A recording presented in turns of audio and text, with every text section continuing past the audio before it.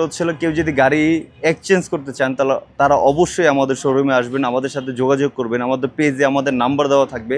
অবশ্যই আপনারা যদি এক্সচেঞ্জ করতে চান এক্সচেঞ্জে করার সুবিধা আছে। এবং হচ্ছে গাড়ি যদি নিতে চান তাদের জন্য অবশ্যই আপনারা একটা মিস্ত্রি নিয়ে আসবেন। অবশ্যই গাড়ি ভাই আমাদের কথা তো সব কথা বিশ্বাস করতে হবে না।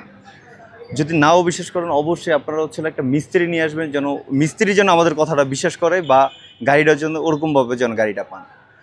চলে বেশি দেরি করেন না, চলে আসুন ফাহিম মোটরসে। ফাহিম মোটরস ইনশাল্লাহ সব সময় ভালো সার্ভিস দেওয়ার চেষ্টা করে।